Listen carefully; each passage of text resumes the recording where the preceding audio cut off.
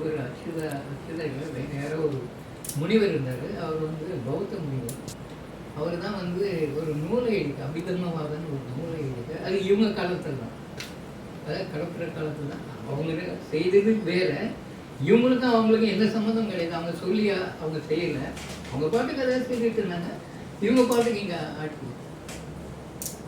சங்க காலத்துக்கு முன்பு எப்படி தமிழகம் இருந்ததோ அந்த மாதிரி கடற்கரை காலத்திலும் வந்தது.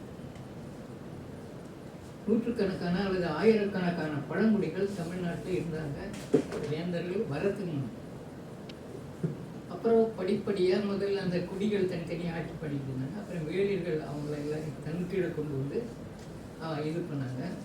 அப்புறம் வேளிர்களை வேந்தர்கள் தோற்கடித்தார்கள். அதுக்கு வந்து இந்த வேளிர்கள் சிலரே உதவி செய்கிறாங்க வேந்தருக்கு.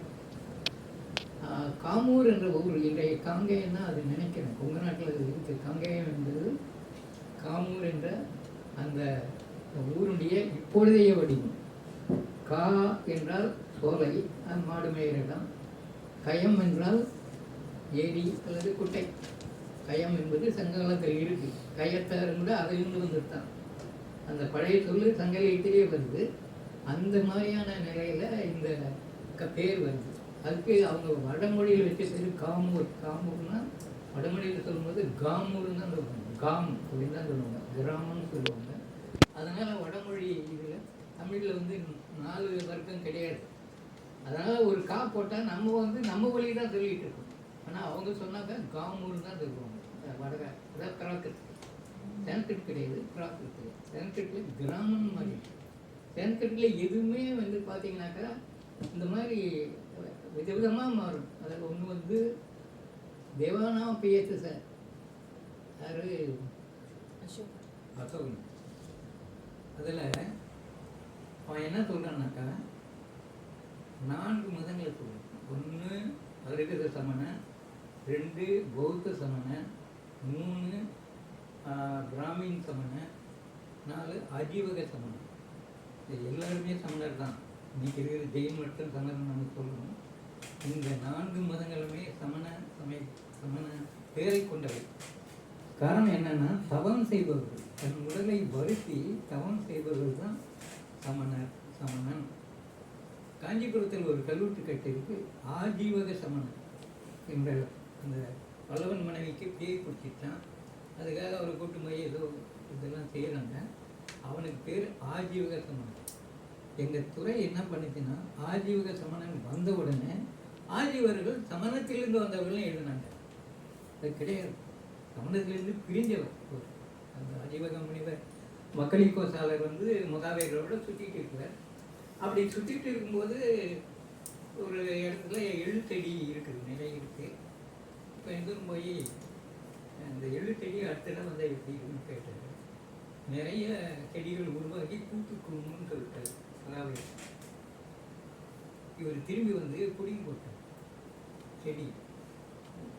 அதை வந்து பின்னால் காய் வெடிச்சு நிறைய விதைகள்லாம் சிதறங்கிறது அவருக்கு தெரியல என்னமோ, இப்படி பிடிங்கி போட்டார். திரும்ப அந்த வழியாக வந்தால் அவர் சொன்ன மாதிரி ஆயிரக்கணக்கான செடிகள் இருக்குது. அப்புறம் பார்த்தோன்னே இவர் பயந்து போயிட்டார்.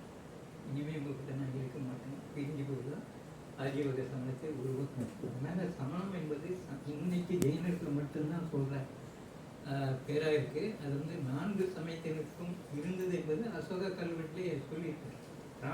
பிராமணரை கூட சமணம் சொல்லியிருக்காங்க, பொம்மை சமணன் அவர் சொல்லுவாங்க. அந்த மாதிரி இது என்ன இருக்குதுனாக்கா, சமண என்பது சான்ஸ்கிரிட் பண்ணும்போது சிரமணம் தான் சொல்லுவாங்க, கடுமையாக தவம் செய்பவர் பொருள். இந்த சொல்லுக்கு அதான் பொருள். சான்ஸ்கிரிட் பண்ணும்போது அந்த சொல்லுக்கு அதான் பொருள். அதில் இன்னொரு சிக்கல் இப்போ சொல்கிறேன் நான், முக்கியமான சிக்கல். அது சத்திய புத்திரா, கேரள புத்திரகா, பாண்டியகா, சோடாகா, சத்திய புத்திரர்கள். இந்த சத்திய புத்திரர்கள் வந்து சான்ஸ்கிரிட் பண்ணதால அந்த சிக்கல். அவங்க சதிய புதவு தான். அந்த சதியே என்பதில் உள்ள சகரங்கட்டு அதியே என்று பேர் மாறி காலப்போக்கில். அப்புறம் ஜம்மையில் கிடைச்ச கல்வெட்டு சதிய புதவு இருக்குது, தமிழ் கல்வெட்டு தான்.